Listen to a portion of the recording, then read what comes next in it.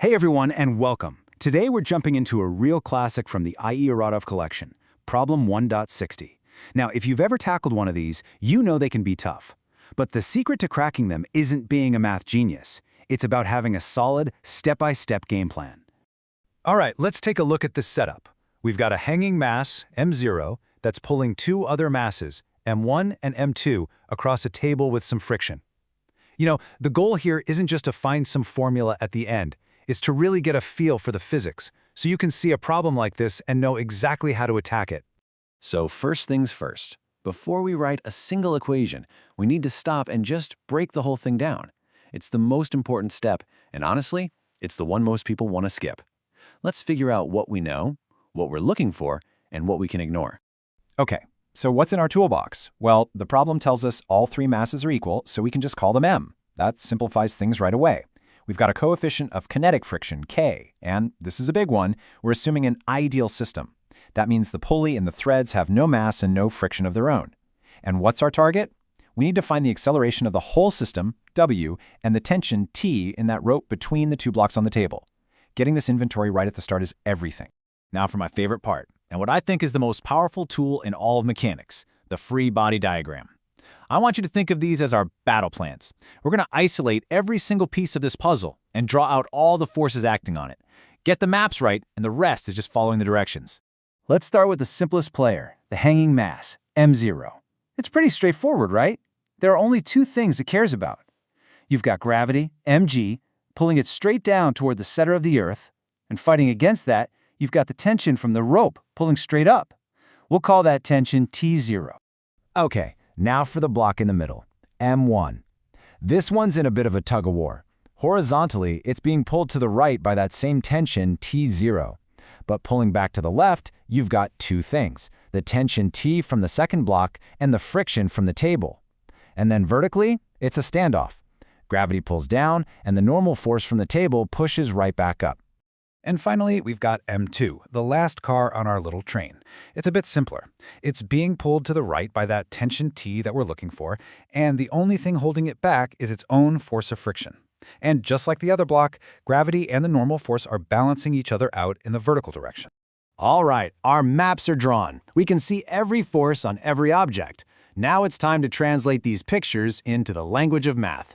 And our translator is, of course, Newton's second law, F equals ma. We're going to apply this to each of our three masses, but only in the direction they're actually moving. So each diagram gives us one clean equation. For m0, the downward force of gravity, mg, is winning the fight against the upward tension, t0, so the net force is mg minus t0. That equals mw.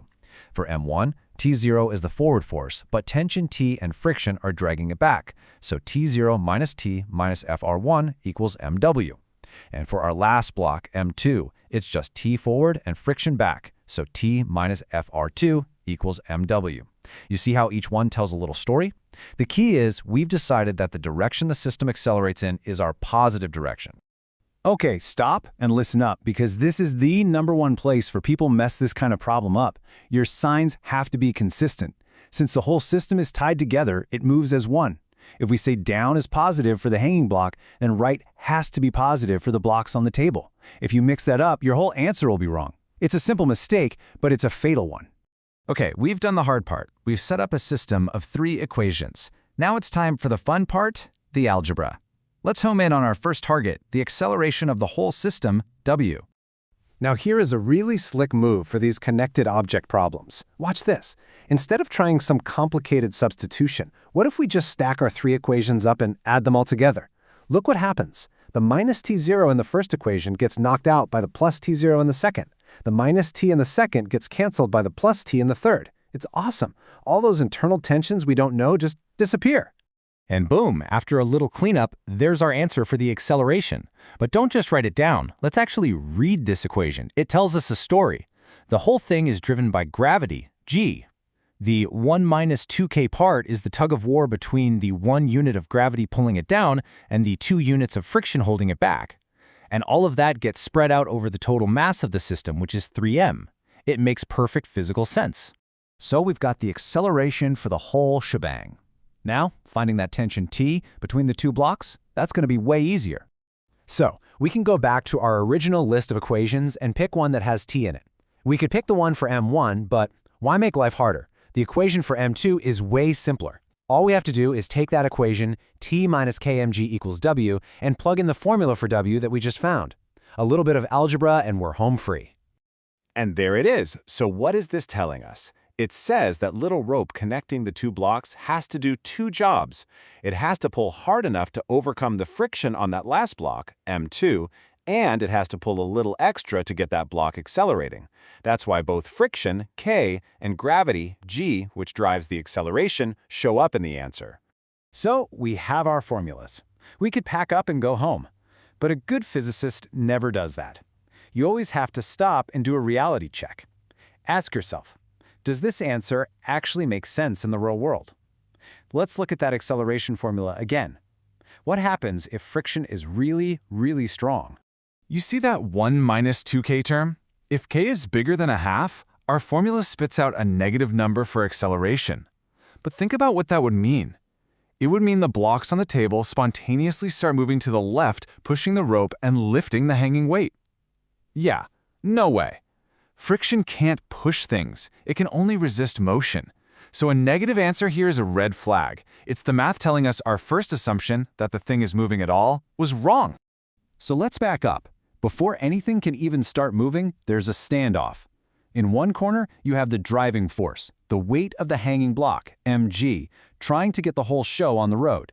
And in the other corner, you have the maximum resisting force, the total static friction from both blocks on the table, which is 2 kmg. So, for this system to even budge, the driving force has to be bigger than the maximum friction it's up against. That just means mg has to be greater than 2 kmg. The mg on both sides cancels out, and we're left with a super simple condition. 1 must be greater than 2k. Or, to put it another way, k has to be less than 0.5. That's the threshold. And this right here is the full and complete answer. This is what the problem meant by consider possible cases. It's not just one formula, it's two different realities.